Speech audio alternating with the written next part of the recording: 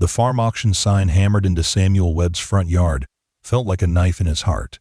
3 generations of family legacy, about to be sold to the highest bidder in just 30 days. He wiped the sweat from his brow and stared at the foreclosure notice clutched in his weathered hand.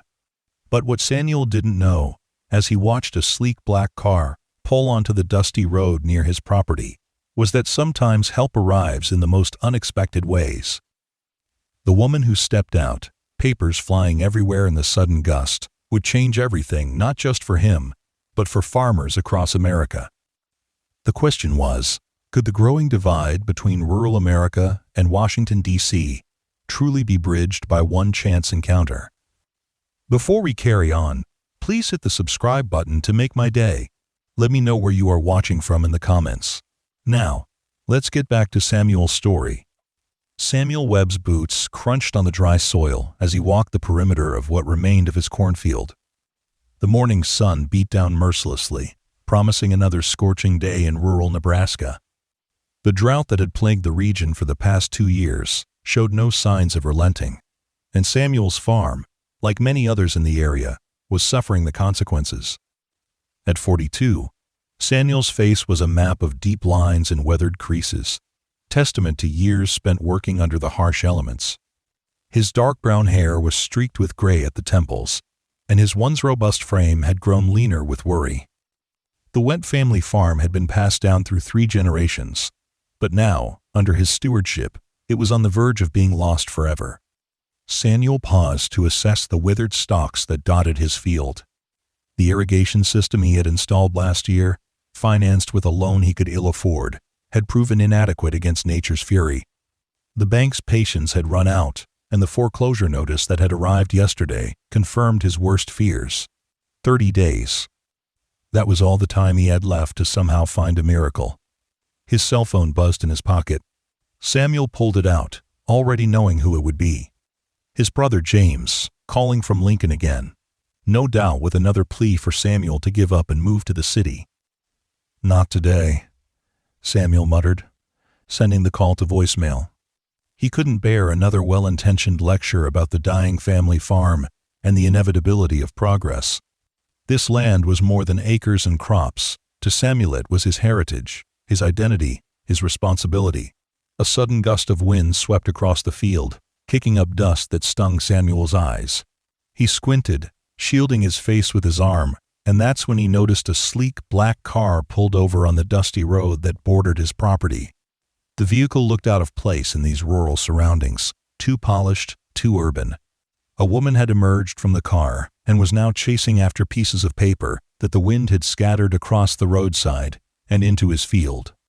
Her professional attire, a tailored navy blue suit, seemed as incongruous as her vehicle against the backdrop of struggling farmland. Samuel's first instinct was to turn away.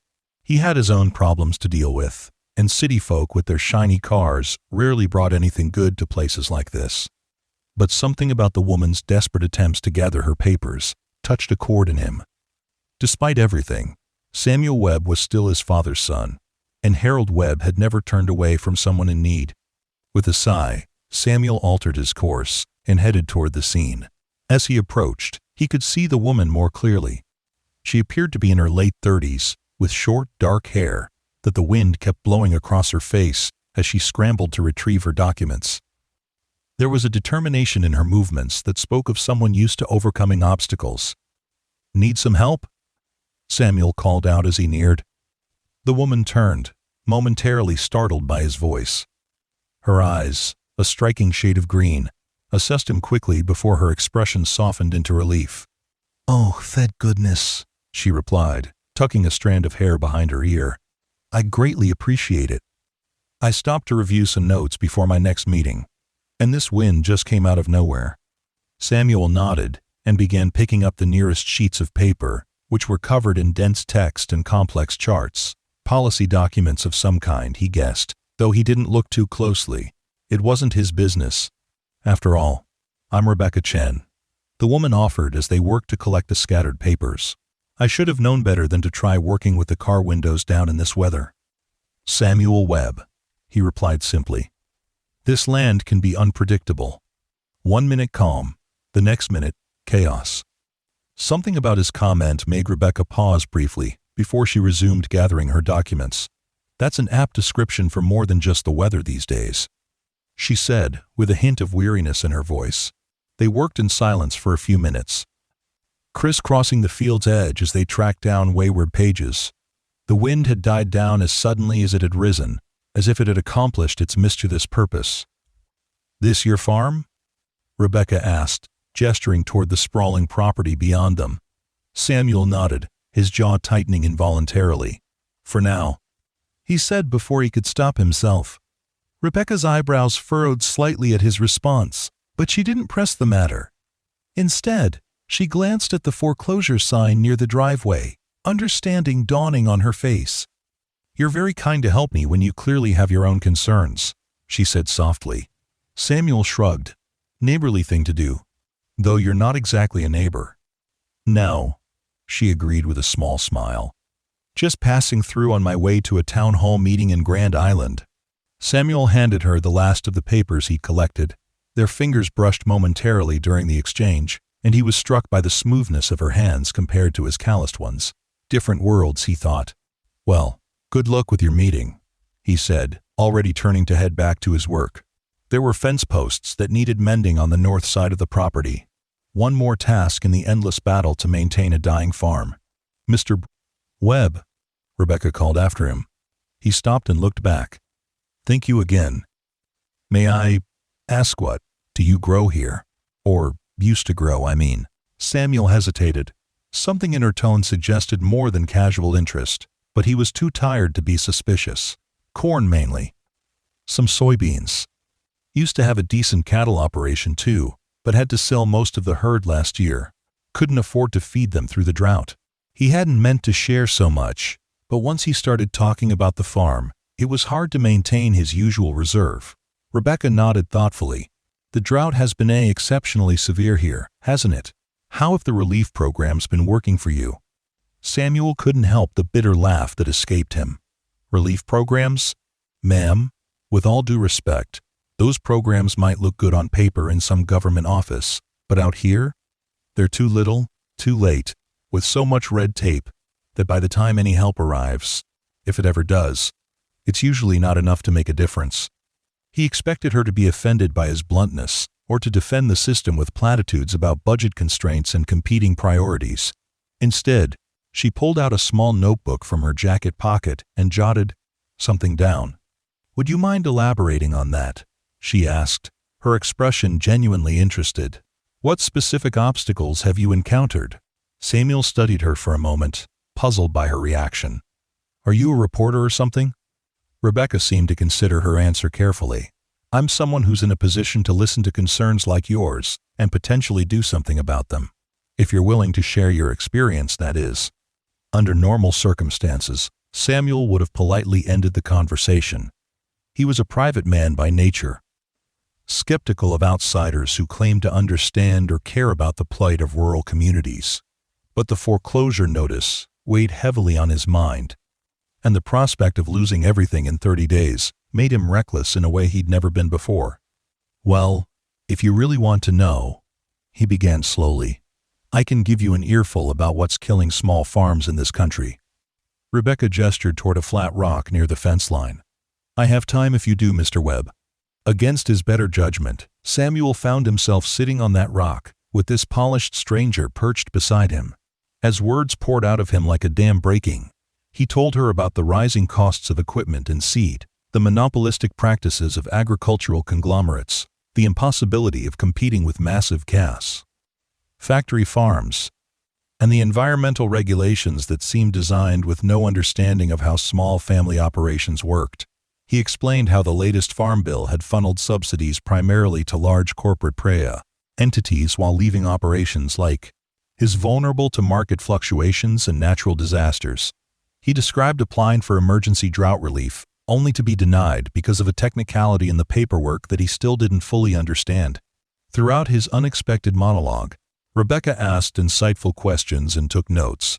There was something about her manner attentive, analytical, yet somehow compassionate that kept Samuel talking long after he would normally have retreated into reticence. "The thing is," he said, looking out over his struggling fields. Nobody in Washington seems to understand what's happening out here. They talk about saving family farms in campaign speeches, then turn around and pass policies that squeeze us even tighter. It's like watching someone who claims to be throwing you a life preserver, but is actually tying weights to your ankles. Rebecca was quiet for a moment after he finished. She closed her notebook and tucked it away, her expression thoughtful. "Thank you for sharing all of that with me, Mr. Webb," she said finally. "It's perspectives like yours that often don't make it into the policy discussions, and they should." Samuel felt suddenly self-conscious about his outburst. "Well, doesn't matter much now, I suppose. In 30 days, this won't be my problem anymore." "Don't be so sure," Rebecca replied, standing up and brushing dust from her suit. "Sometimes things change in unexpected ways." She reached into her jacket and pulled out a business card, which she handed to him. "If you think of anything else you'd like to share about your situation, please don't hesitate to contact me." Samuel accepted the card reflexively, not bothering to look at it as he slipped it into his shirt pocket. He was already regretting his candor, chalking it up to the stress of impending foreclosure. What was the point of unburdening himself to a stranger who was probably some mid-level bureaucrat or corporate consultant? Nothing would change. "I should get back to work," he said gruffly, rising to his feet. "Best of luck with your meeting." Rebecca extended her hand, and Samuel shook it, noting again the contrast between her manicured fingers and his work-roughened palm. "It was a pleasure meeting you, Samuel. I won't forget our conversation." With that, she walked back to her car, the stack of rescued papers tucked securely under her arm. Samuel watched as she drove away, leaving a trail of dust in her wake. He shook his head at the strange encounter and turned back toward the fence line that still needed his attention. It wasn't until later that evening, as Samuel sat at his kitchen table reviewing his dwindling finances by the light of a single lamp, that he remembered the business card in his pocket. He pulled it out, expecting to see the name of some agricultural consulting firm or insurance company. Instead, the simple white card bore an official government seal and the words, "Senator Rebecca Chen, United States Senate Committee on Agriculture, Nutrition, and Forestry." Samuel stared at the card in disbelief, his mind racing back through everything he had said to the woman. A U.S. Senator. He had just spent an hour ranting to a member of Congress about the failures of Congress. The irony might have made him laugh, if the situation weren't so dire. He placed the card on the table and ran a hand through his hair. What had she been doing here, alone, without the usual entourage of aides and security that he imagined accompanied important political figures? And why had she been so interested in his problems? Samuel pushed the card away and returned to his financial papers. It didn't matter. One chance encounter with a politician who happened to be passing through wouldn't change anything. Tomorrow, he would still be 30 days away from losing everything, and she would be back in Washington, far removed from the realities of rural Nebraska. What Samuel couldn't know was that as he sat at his kitchen table that night, Senator Rebecca Chen was addressing a packed town hall in Grand Island, her prepared remarks set aside in favor of a new opening. "Today," she told the attentive crowd, "I met a farmer named Samuel Webb, who in a single conversation taught me more about the real challenges facing our agricultural communities than a dozen committee hearings in Washington ever could." Oh. 2 weeks passed, and Samuel continued the grueling routine of trying to maintain his failing farm while simultaneously searching for any possible way to avoid foreclosure. He had reached out to several potential buyers for portions of his equipment, hoping that selling off assets might generate enough cash to at least negotiate an extension with the bank. The responses had been tepid. At best, everyone in the area knew he was desperate, which drove down offers to insulting levels. One particularly frustrating afternoon, after a promising lead on selling his tractor had fallen through, Samuel returned home to find his mailbox stuffed with the usual mix of bills and junk mail. Among them was an official-looking envelope with a Washington, D.C. postmark. Inside was a letter on Senate stationery, personally signed by Senator Rebecca Chen. The letter thanked him for his insights during their meeting and invited him to testify at an upcoming Senate Agriculture Committee hearing on the challenges facing small family farms during the current climate crisis. Samuel read the letter twice, convinced there must be some mistake. The idea of speaking before a Senate committee seemed absurd. Was just a failing farmer, with nothing special to offer, except his own bitter experience. And yet, the letter was addressed specifically to him, with references to details he had shared during their conversation. There was also a practical consideration. The hearing was scheduled for the following week in Washington, D.C. How was he supposed to afford a trip like that when he could barely keep the lights on? As if anticipating his concern, the letter explained that all travel expenses would be covered by the committee and a stipend would be provided for his time away from the farm. A phone number was included for him to call if he was willing to participate. Samuel set the letter aside and went about the rest of his evening chores, trying to ignore the unexpected opportunity it presented. But as he worked, his mind kept returning to the possibility. What if he could make someone listen? What if his story, combined with others like it, could actually influence policy in a way that might help farmers like him? By morning, after a restless night, Samuel had made his decision. He would go to Washington and speak his truth, even if it changed nothing for him personally.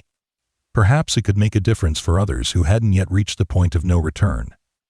The call to Senator Chen's office was answered by a polite staffer who seemed to have been expecting to hear from him. Arrangements were made with surprising efficiency. Samuel would fly out in 5 days. His neighbor, Carl Hendricks, agreed to keep an eye on the property during his absence, not that there was much to steal from a failing farm. As the day of departure approached, Samuel's anxiety grew. He had never flown before, never visited a major city beyond Omaha, and certainly never addressed government officials. He owned exactly one suit, purchased years ago for his father's funeral, and he wasn't entirely sure it still fit. The morning of his flight, Samuel stood in front of the bathroom mirror, adjusting the slightly too tight collar of his suit shirt. The face that stared back at him was that of a man caught between determination and doubt. What did he, Samuel Webb, with his 8th grade public speaking trophy and high school diploma, have to say to the United States Senate that would make any difference? Just tell the truth, he muttered to his reflection. That's all you can do. The journey to Washington was a blur of new experiences.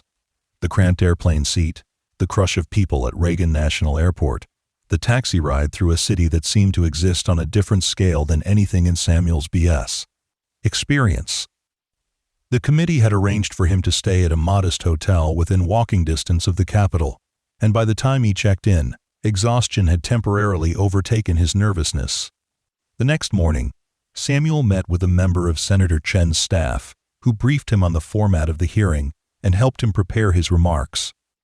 The young aide, whose name was Michael, seemed genuinely interested in Samuel's perspective and offered suggestions on how to structure his testimony for maximum impact.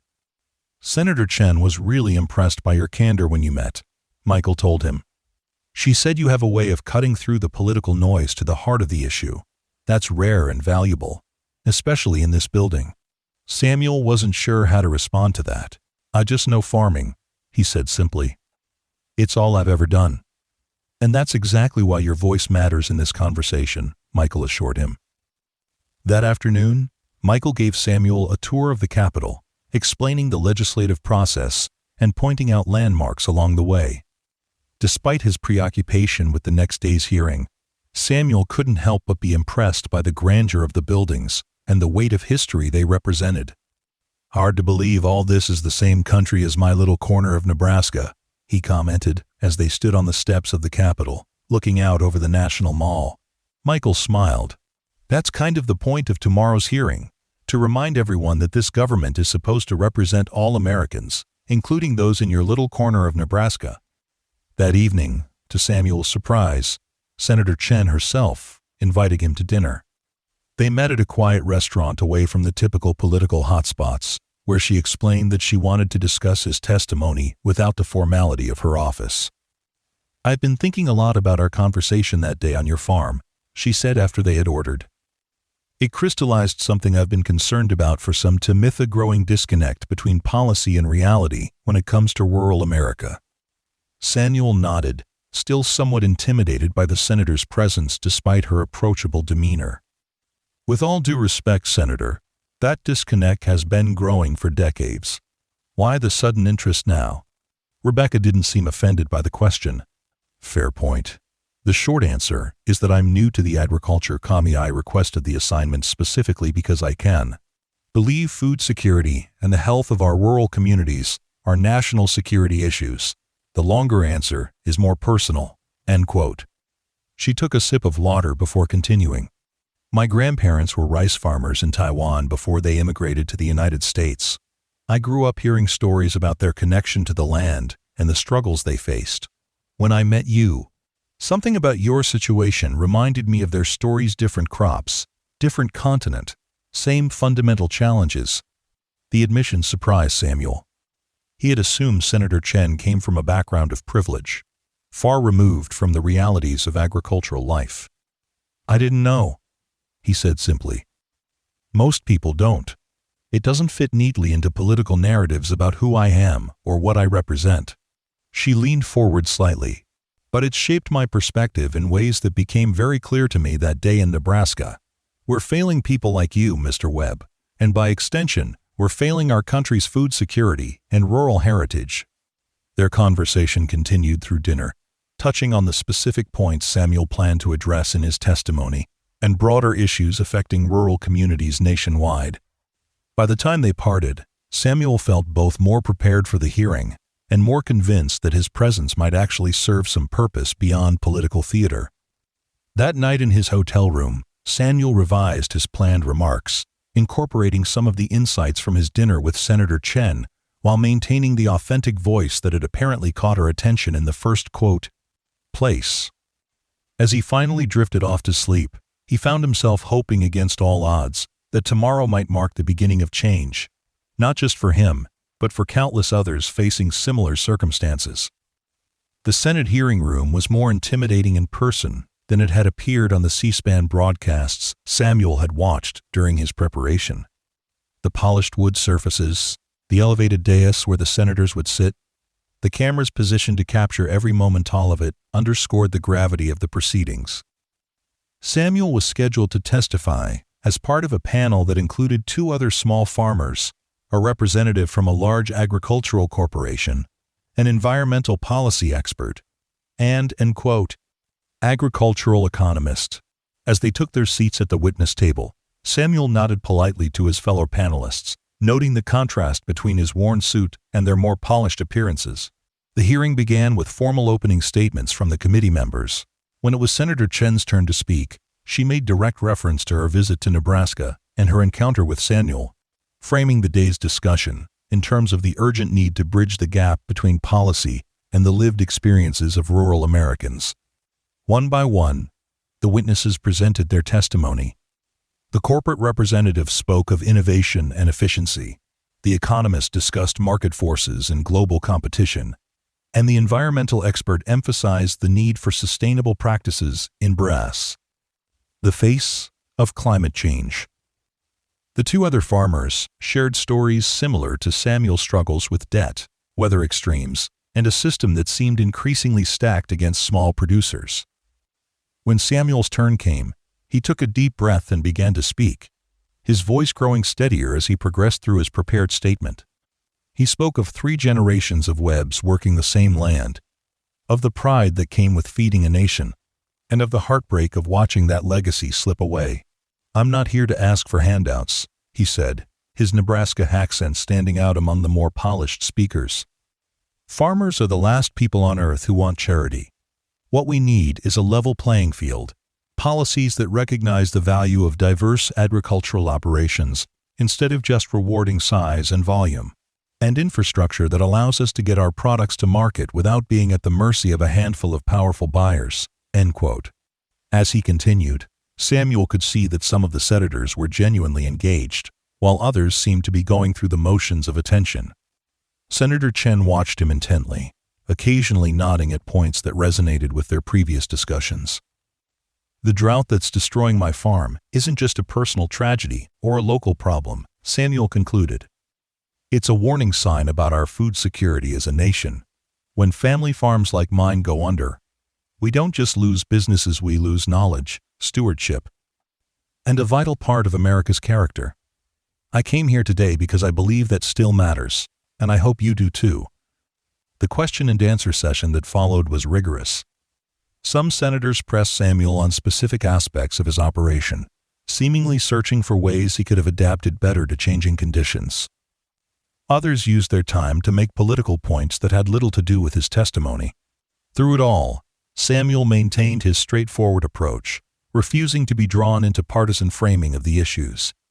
Senator Chen's questions were particularly insightful, allowing Samuel to elaborate on points that had only been touched on in his main testimony. It was clear to everyone in the room that she had a deeper understanding of his situation than her colleagues, though only Samuel knew the full extent of their previous interaction. By the time the hearing concluded, Samuel was mentally exhausted, but felt a sense of accomplishment. Whether or not his words would translate into meaningful action remained to be seen, but at least he had spoken his truth in a forum where it might matter. As the participants began to disperse, Senator Chen approached him. "Thank you, Mr. Webb. Your testimony was exactly what this committee needed to hear." Samuel nodded, uncertain how to respond in the formal setting of the hearing room. "I appreciate the opportunity, Senator. I just hope it makes some kind of difference." "It already has," she assured him, briefly touching his arm. "And this is just the beginning. I'd like you to meet some colleagues of mine before you head back to Nebraska tomorrow, if you're willing." Before Samuel could reply, they were interrupted by another committee member, a silver-haired senator who had seemed particularly skeptical during the hearing. "Quite a compelling witness you've found, Rebecca," he said with a smile that didn't reach his eyes. "Although I'm not sure emotional appeals are going to change the fundamental economics of the situation." Senator Chen's posture straightened almost imperceptibly. "Sometimes, Senator Harrington, emotional appeals are exactly what's needed to remind us that economies are made up of people, not just numbers on a spreadsheet." The older senator's smile tightened. "Well, we all have our approaches. Good day, Mr. Webb. Safe travels back to Nebraska, was it?" As Senator Harrington walked away, Rebecca turned back to Samuel. "Don't mind him.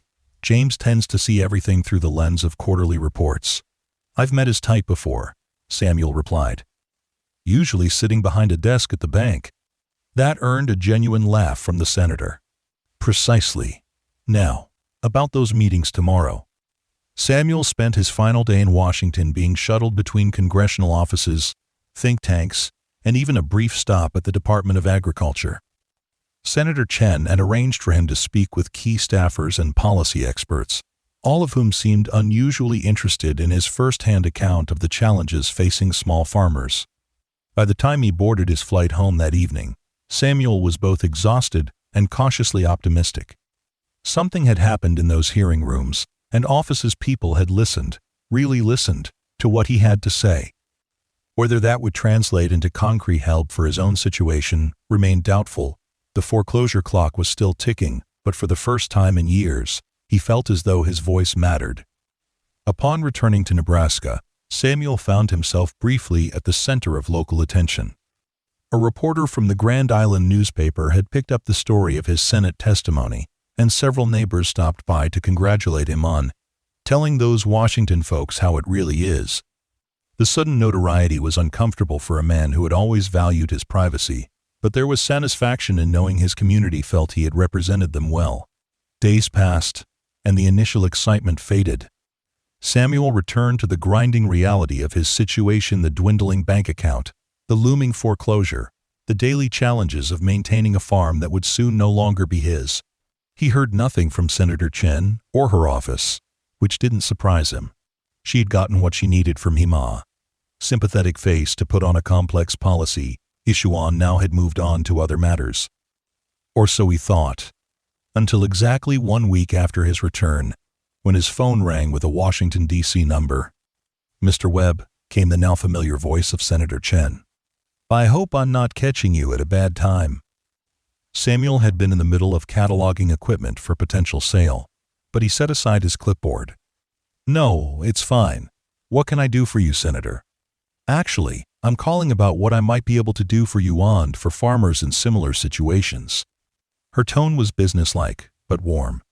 "Based in part on your testimony, I've been working with colleagues on both sides of the aisle to fast-track some emergency measures for drought-affected areas, including a modification to existing relief programs that would address many of the obstacles you identified. Samuel's heart beat faster, but he kept his expectations in check. That sounds promising for the future, but your 30 days are nearly up, she finished for him. I'm aware of your timeline, Mr. Webb. That's actually the second reason for my call. My office has been in touch with representatives from several agricultural advocacy organizations who are interested in working with farmers like you on innovative financing solutions. With your permission, I'd like to connect you with them directly. Samuel sat down heavily on a nearby chair. I'm not looking for charity, Senator. Nor are they offering it, Rebecca replied firmly. These are legitimate financial instruments designed to keep working farms operational through extreme climate events. Your situation would serve as a pilot case, helping to refine the approach for broader implementation. It's as much a business opportunity for them as it is assistance for you." End quote. After a brief pause, she added, "The choice is entirely yours, of course, but I believe this could be the bridge you need while the policy changes work their way through the system." Samuel's first instinct was to decline. Pride had always been both his strength and his weakness. But the image of the foreclosure sign in his yard flashed in his mind, along with thoughts of all those who had worked this land before him. "I'd be willing to hear what they have to say," he said finally. "Excellent. You'll be contacted within the next 24 hours to arrange a meeting." There was a note of satisfaction in her voice. "And Mr. Webb? Thank you again for your candor that day in your field. It's made more of a difference than you know." After they hung up, Samuel sat for a long time, turning the conversation over in his mind. Was this a genuine opportunity, or merely a political gesture designed to make the senator look good? And even if it was sincere, would it actually materialize into something that could save his farm? The next day, Samuel received a call from a representative of the Heartland Agricultural Resilience Partnership, a consortium of investors and agricultural experts focused on creating sustainable models for small farm survival in an era of climate volatility. The representative explained a proposal that would provide immediate refinancing of Samuel's debt while incorporating his farm into a network of similar operations, sharing resources, technology, and market access. The terms were complex but fare considerably more favorable than anything his bank had been willing to offer. In exchange for the financial lifeline, Samuel would need to implement certain sustainable farming practices, many of which he already believed in, but couldn't afford, and participate in an ongoing study of percoloss, climate adaptation strategies. After consulting with a lawyer friend from his high school days, who now practiced in Lincoln, Samuel signed the agreement just 3 days before his foreclosure deadline. The bank reluctantly withdrew its action, and for the first time in years, Samuel had breathing room to think beyond immediate survival. 2 months later, as Samuel was implementing some of the new practices required by his agreement with HARP, a familiar black car pulled up to his farmhouse. Senator Chen emerged, dressed more casually than during their previous encounters, but still projecting an air of professional competence. "I was in the region for a series of meetings, and thought I'd stop by to see how things are progressing," she explained as they shook hands. Samuel gave her a tour of the property, pointing out the changes already underway: more efficient irrigation systems, soil conservation measures, and experimental drought-resistant crop varieties. The farm was still far from thriving, but there was a sense of possibility that had been absent during their first meeting. "The program seems to be working well for you," Rebecca observed as they walked. "It's a start," Samuel acknowledged. "Won't know for sure until we see if these new approaches can withstand another bad season. But it's bought me time, and that's no small thing." They paused by the spot where they had first talked, that flat rock near the fence line where Samuel had unwittingly poured out his frustrations to a United States senator. "You know," Rebecca said, "when my aide suggested taking that back road as a shortcut to Grand Island, I nearly said no. I had my remarks to review, calls to make, the usual political schedule packed too tight." Samuel nodded, understanding the implications of her statement. If she had taken the main highway, they never would have met. "Sometimes wrong turns lead to the right places," he offered. "Indeed they do." She turned to face him directly. "I wanted you to know that the emergency measures I mentioned are moving forward. The full Senate will vote next week, and it looks promising for passage. More importantly, I've introduced comprehensive legislation for long-term reform of agricultural support systems, informed significantly by your input and that of others, Kai. Like you. Samuel raised an eyebrow. Ambitious. How's that being received? Rebecca smiled ruefully. With the expected mix of interest and resistance, change never comes easily in Washington, particularly when it threatens established interests. But there's growing recognition across party lines that our current approach to agricultural policy is unsustainable, both economically and environmentally. She hesitated before adding, "Actually, there's another reason for my visit today. I'm forming an advisory council of working farmers to provide ongoing input as we develop this legislation further. Your perspective has been invaluable. Mr. Webb, I'd like you to consider joining as a representative from this region." The invitation caught Samuel completely off guard. "Senator, I'm flattered, but I'm just one farmer with limited experience beyond my own operation." "That's precisely why I'm asking," Rebecca countered. "Too many agricultural policies are shaped by those furthest removed from the actual work of farming. This council will ensure that the voices of those most affected remain central to the process." Samuel looked out over his fields, considering the proposal. Just months ago, he had been on the verge of losing everything, convinced that no one in power cared about the struggles of people like him. Now, a U.S. senator was standing on his property, asking him to help shape national policy. "I'd need to think about it," he said finally. "This farm still requires my full attention, if it's going to survive long term." "Of course," Rebecca nodded. The council would meet quarterly, mostly virtually, with perhaps 2 trips to Washington annually. We're designing it to be minimally disruptive to members' primary work. As they walked back toward her car, Samuel found himself asking a question that had lingered since their first encounter. "Why did you stop that day, Senator? To gather those papers yourself, I mean. Most politicians I've encountered would have had an aide handle something like that." Rebecca considered the question before answering. "I was raised to clean up my own messes," she said simply. "And perhaps I needed a moment away from the political bubble. The chance to reconnect with the world beyond briefing books and policy memos." She extended her hand as they reached her vehicle. "Think about the council, Mr. Webb. We need voices like yours at the table. People who understand that agriculture isn't just an industry or a policy area, but a way of life worth preserving." After she departed, Samuel returned to his work with renewed purpose. The farm that had been a burden of obligation for so long now felt like a platform from which he might actually effect change, not just for himself, but for others facing similar challenges. That evening, as the sun set over fields that held more promise than they had in years, Samuel made his decision. He would accept Senator Chen's invitation, not because he believed he had all the answers, but because he understood the questions in ways that many in positions of power did not. 6 months later, Samuel found himself back in Washington, this time as a member of the newly formed Agricultural Resilience Advisory Council.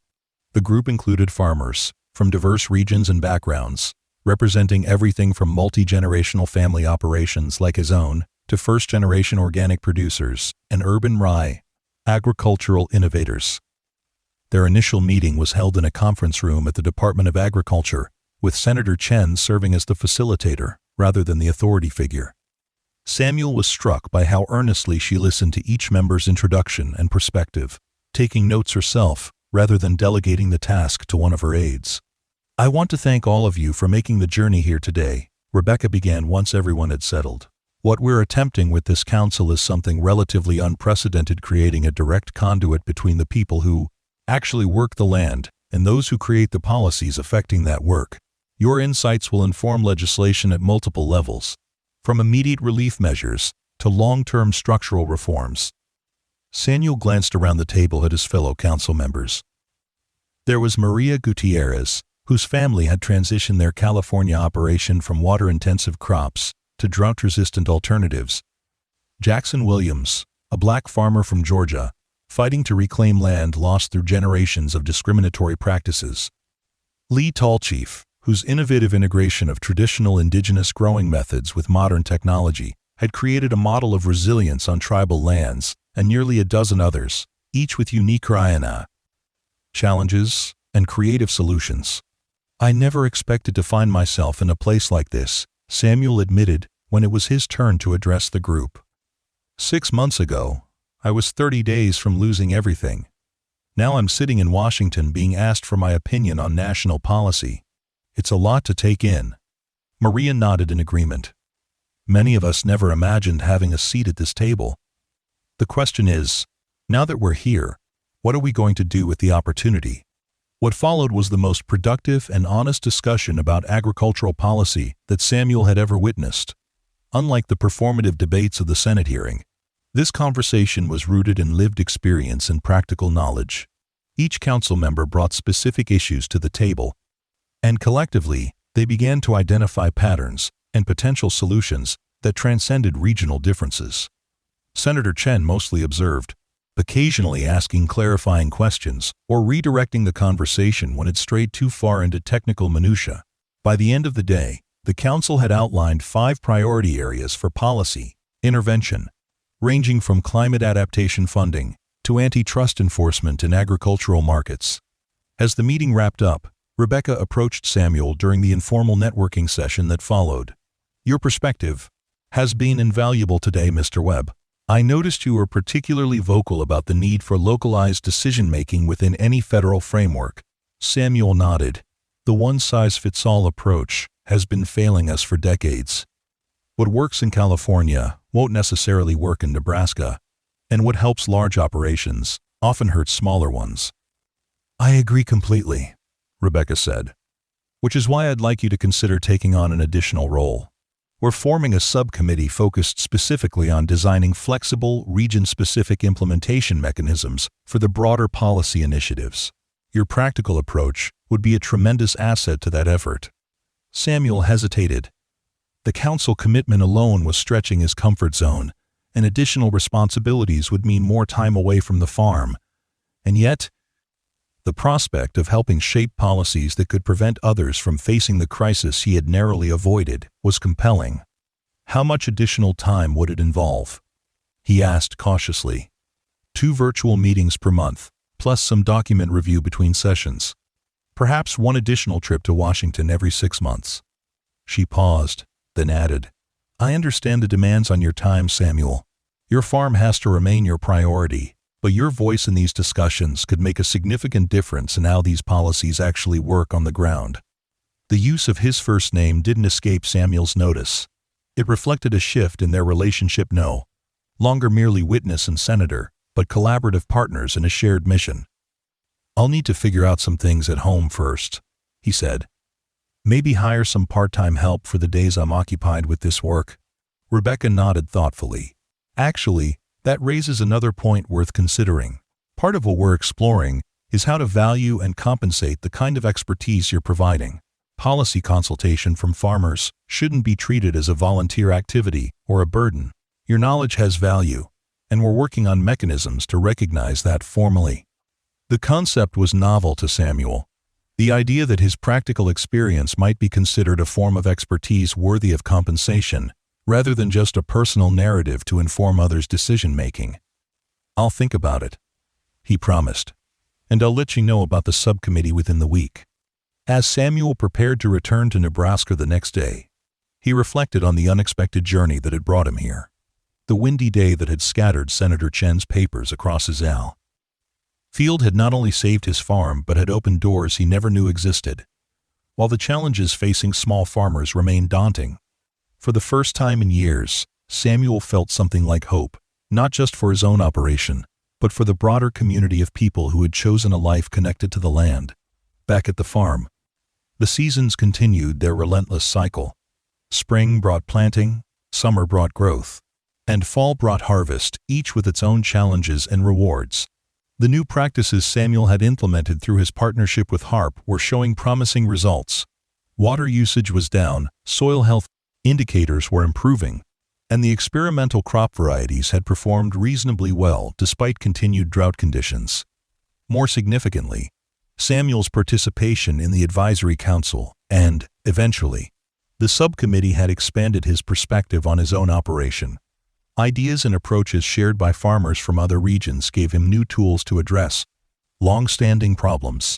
The network of relationships he was building proved as valuable as any specific policy recommendation. Senator Chen maintained regular communication, not just about council business, but with updates on the progress of legislation and regulatory changes influenced by their work. The emergency measures package had passed with bipartisan support, providing immediate relief to drought-stricken regions. The more comprehensive agricultural reform bill faced a harder road, but was advancing through committee discussions with greater momentum than anyone had initially expected. One crisp autumn morning, nearly a year after their first encounter, Samuel received a call from Rebecca as he was finishing his breakfast. "Good news, Mr. Webb," she began, the formality of his surname contrasting with the warmth in her voice. "The regional implementation framework your subcommittee designed has been incorporated into the final draft of the Agricultural Resilience Act. If the bill passes, which looks increasingly likely, your ideas will be directly shaping how agricultural support is administered across the country." Samuel felt a surge of pride tinged with disbelief. "That's remarkable," he said finally, "though I can hardly take credit personally. It was a collaborative effort." "Indeed it was," Rebecca agreed. "But your specific insights about creating flexibility without sacrificing accountability were particularly influential. You have a gift for cutting through complexity to practical solutions." After a brief pause, she continued, "There's another reason for my call. I'm planning a series of town halls across rural America to explain these new initiatives and gather feedback for the implementation phase. Nebraska is on the schedule for next month, and I was hoping you might be willing to participate not just as an attendee, but as a co-presenter." The request caught Samuel off guard. Public speaking had never been his strength, and appearing alongside a U.S. senator at an official event was far different from sharing his experiences in a closed committee room. "I'm not sure I'm the right choice for that role," he said hesitantly. "I'm just a farmer, not a policy expert or a public speaker." "That's precisely why you're the perfect choice," Rebecca countered. "People need to hear from someone who speaks their language, who understands their daily realities. Someone who can translate these policy changes into practical terms that matter on the ground. You've been doing exactly that in our council meetings for months now." Samuel thought of his father, Harold, who had always stressed the importance of community involvement and giving back. "When someone asks for your help and you're able to give it, you do," he'd often said. "That's just how things work." "All right," Samuel agreed finally, "but I'll need some guidance on what to cover. I don't want to misrepresent anything or make promises the legislation can't keep." "Of course. My team will provide all the necessary briefing materials, and we can run through the presentation format well in advance." There was a smile in Rebecca's voice as she added, "Just bring the same honesty and practical wisdom you've shown throughout this process. That's what people need to hear." After they hung up, Samuel walked out onto his porch and looked across the fields that had been in his family for generations. The morning sun illuminated the landscape, highlighting the changes he'd implemented over the past year: cover crops in previously bare fields, improved drainage systems, more efficient irrigation infrastructure. The farm wasn't just surviving now, it was evolving, adapting to new realities while preserving its essential character.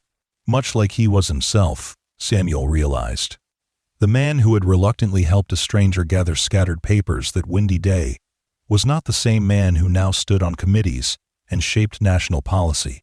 Yet the core values remained unchanged: commitment to the land, belief in hard work, and a deep-seated sense of stewardship for what had been entrusted to him. The town hall event was scheduled for the community center in Grand Island, the very destination Senator Chen had been heading toward on the day they first met. As the date approached, Samuel spent evenings reviewing the briefing materials she had sent, making notes about how to translate the technical language of legislation into terms that would resonate with local farmers. His nephew, Jacob, had taken an increased role in the day-to-day farm operations, allowing Samuel the time to prepare properly. Jacob had returned to the farm after completing his degree in agricultural science, bringing fresh ideas and enthusiasm that complemented Samuel's experience. Their partnership represented exactly the kind of intergenerational collaboration that the new policies aimed to support. The night before the town hall, Samuel found himself unusually restless. Standing before his fellow farmers as anything other than one of them felt like a form of presumption. Who was he to explain Washington policies or advocate for new approaches?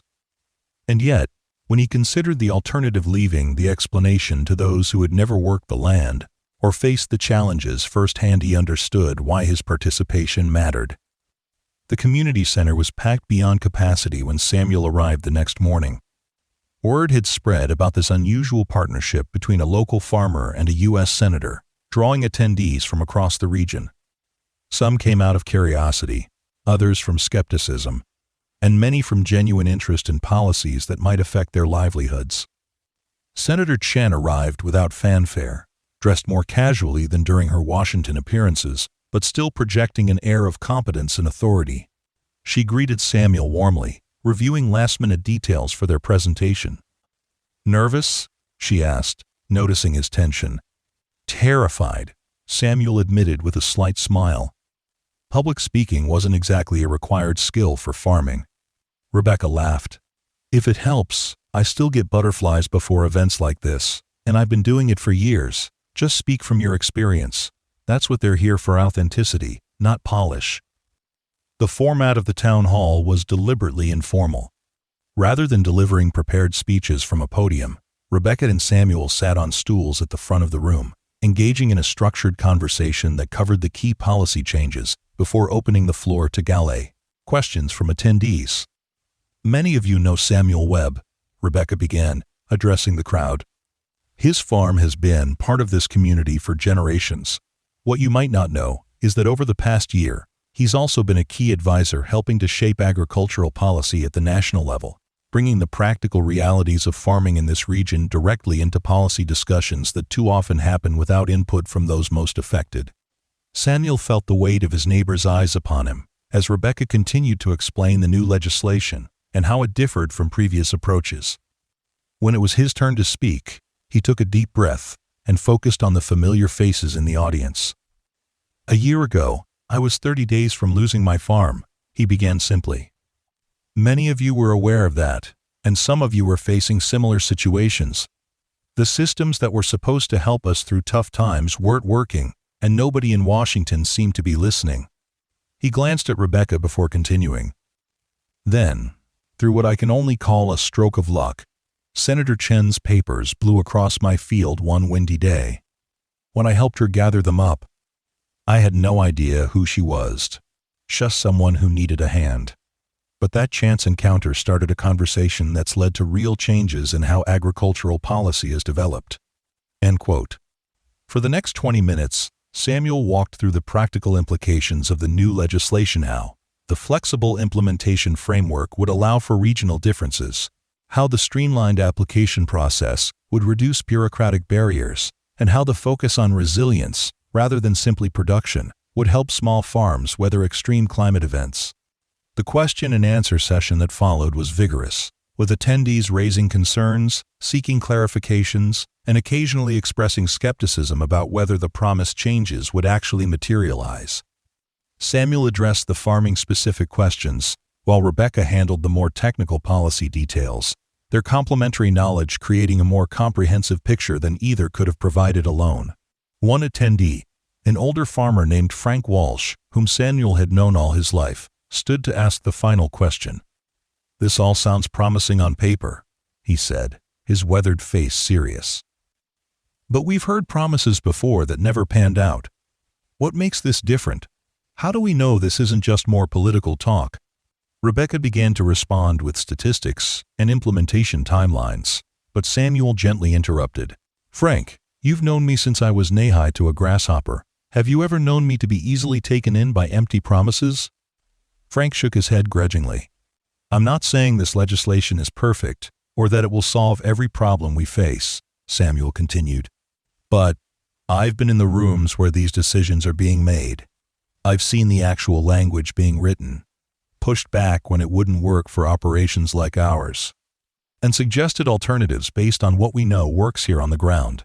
That's the difference this time. They're actually listening to people who do the work." The tension in Frank's posture eased slightly. "Well, if you're vouching for it, Sam, I suppose it's worth giving a fair chance. As the event concluded, many attendees approached Samuel personally, some with additional questions, others simply to express their support for his new role as their advocate. The community's response was not uniformly positive. Change never is, especially in agricultural communities with deep traditions, but there was a palpable sense of cautious optimism in the room. Rebecca found Samuel as the crowd was dispersing.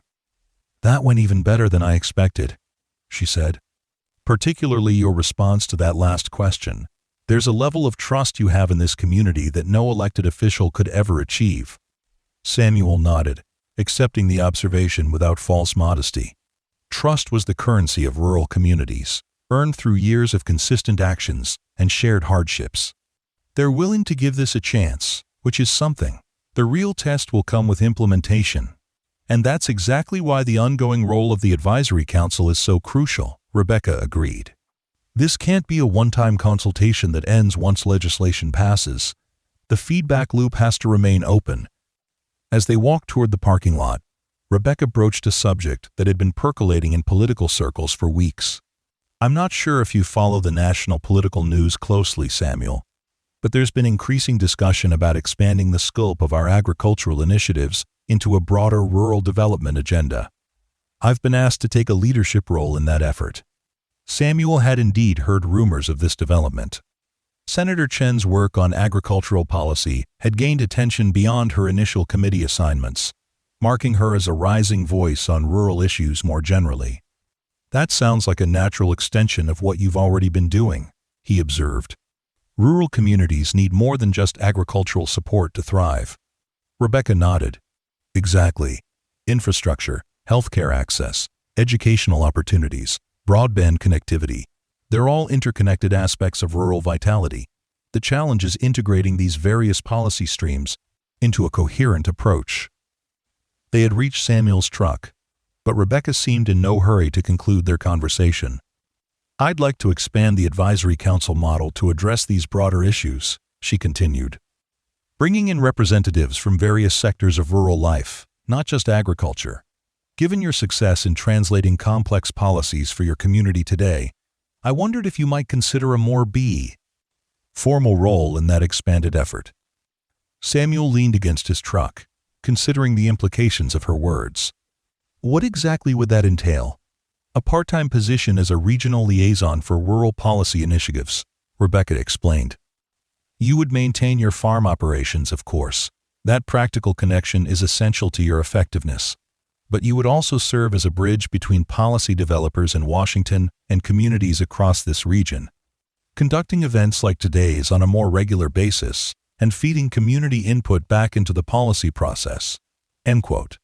The proposal represented yet another unexpected turn in the journey that had begun with that chance encounter. Samuel had never aspired to any role in politics or policy, had never seen himself as anything but a farmer carrying on his family's legacy. And yet, the opportunity to help shape systems that would affect not just his own operation, but the broader rural community, was undeniably compelling.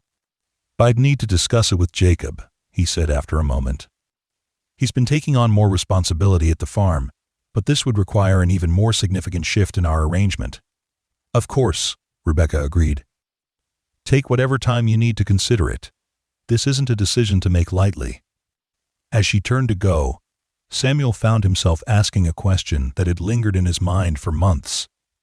"Senator Rebecca Chen, I ask you something personal?" She paused, nodding for him to continue. "That day on my farm, when your papers blew everywhere, was it really just a coincidence that you stopped there, on my property specifically, I mean?" Rebecca's expression softened into a smile. "I've wondered if you would eventually ask that. The answer is yes and no. My schedule that day genuinely brought me to that region, and the wind genuinely scattered my documents. But my choice to take that particular back road, rather than the highway, was deliberate." Samuel's brow furrowed in confusion. "I don't understand." "Your farm had been flagged in some research my office was conducting on the impact of drought conditions on family farms," she explained. "The foreclosure notice had appeared in county records. I was curious to see the property firsthand." to get a sense of what was being lost beyond just the statistics in our reports. I never intended to actually meet you or engage directly. That truly was chance." End quote. The revelation surprised Samuel. "So you already knew about my situation before I told you about it?" Rebecca nodded. "I knew the financial outline, yes, but knowing data points about a foreclosure is vastly different from hearing directly from someone experiencing it. Your candor that day, your deep connection to that land, those aren't things a report could have conveyed, and they changed something fundamental in my approach to these issues." End quote. Samuel absorbed this information, unsure how to feel about it. There was a hint of political calculation in her actions that day that he hadn't previously considered. Reading his expression, Rebecca continued, "I understand if that changes how you view our initial interaction. It wasn't entirely the random encounter it appeared to be, but I want to be clear, every conversation we've had since, every collaboration we've undertaken, has been grounded in genuine respect for your perspective and a shared commitment to addressing these challenges." After a moment's reflection, Samuel decided the distinction hardly mattered now. Whatever had brought Senator Chen to his property that day, the partnership that had developed since had proven its value, both to him personally and to the broader agricultural community. "I appreciate your honesty," he said simply. "And I'll let you know about the liaison position once I've had time to consider it properly." As he drove home that evening, Samuel reflected on the strange, winding path his life had taken over the past year. From the brink of losing everything to helping shape national policy, from isolation to connection, from despair to purpose. None of it would have happened if he hadn't paused in his work that day to help a stranger gather her scattered papers. The farm came into view as he crested the final hill, bathed in the golden light of the setting sun. It looked different now than it had a year ago, more resilient, more forward-looking, while still honoring its past. Much like Samuel himself, his phone buzzed with a text message from his nephew. "How'd it go?" Samuel smiled as he typed his reply. "Better than expected. We've got a lot to talk about when I get home." The next morning, Samuel and Jacob sat at the kitchen table, steam rising from their coffee cups, as Samuel outlined Senator Chen's proposal. Jacob listened intently, occasionally asking clarifying questions about the time commitment and responsibilities involved. "It would mean more changes around here," Samuel acknowledged. "You'd be handling day-to-day operations on your own more often." Jacob nodded thoughtfully. "I can manage that. The systems we've put in place over the past year make it more feasible than it would have been before." He paused, studying his uncle's face. "The real question is whether this is something you want to do." Samuel hadn't expected the conversation to turn in this direction. He had been focused on the practical implications for the farm, not his personal inclinations. "I never saw myself doing anything like this," he admitted. "Policy work, public speaking, being any kind of liaison between Washington and rural communities, none of that was on my radar a year ago." "But," Jacob prompted, sensing the unspoken qualifier.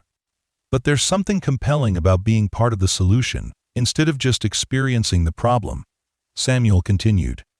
"About having a voice in decisions that affect not just our operation, but all the others like it. And it turns out, I might actually be good at it, translating between the policy world and the practical realities of SNA. Rural life." Jacob smiled. "You were good at it. I watched the video stream of that Senate hearing, you know. You cut through the political noise in a way none of the other witnesses did. And from what people are saying about today's town hall, you did the same thing." "There." Samuel was surprised. "You watched the hearing?" "Of course I did. My uncle was testifying before Congress. That's not exactly an everyday occurrence around here." Jacob took a sip of his coffee before continuing. "You know, Grandpa always said you had a gift for explaining complex things in simple terms. He thought you might become a teacher before you decided to stay on the farm." The mention of his father brought a wave of emotion Samuel hadn't expected. What would Harold Webb think of his son's new direction? Would he see it as a distraction from the farm, or as an extension of the stewardship he had always valued? "I think he'd be proud," Jacob said softly, as if reading Samuel's thoughts. "Not just of saving the farm, but of using your experience to help others in similar situations." Samuel nodded, unable to speak for a moment. When he finally found his voice, he said, "So you think I should accept the position?" "I think you already know the answer to that," Jacob replied with a knowing smile. "I'm just letting you know that things here will be fine when you're away doing that work. The farm is in good hands." The confidence in his nephew's voice settled something in Samuel's mind. The farm had always been his primary identity, his defining responsibility. Knowing that it would be well cared for, freed him to consider this new role, not as an abandonment of his heritage, but as an expansion of it. 3 days later, Samuel called Senator Chen to accept the position. The following months brought a whirlwind of activity training sessions on the specifics of the new legislation, meetings with community leaders across the region, and regular trips to Washington for policy consultations. Samuel's life developed a rhythm he would never have imagined possible, alternating between the timeless cycles of agricultural work and the faster-paced world of policy implementation. The expanded Rural Advisory Council that Rebecca had envisioned took shape, bringing together not just farmers, but educators, healthcare providers, small business owners, and local government officials from rural BAF communities nationwide. Samuel found himself increasingly comfortable in his role as a bridge between these diverse perspectives and the policy-making apparatus in Washington. 1 year to the day after the town hall in Grand Island, Samuel stood with Senator Chen on a stage at the National Rural Development Conference in Chicago. They had just finished presenting the preliminary results of the Agricultural Resilience Act's implementation data, showing promising impacts on small farm sustainability, increased adoption of climate-adaptive practices, and improved access to markets for independent producers.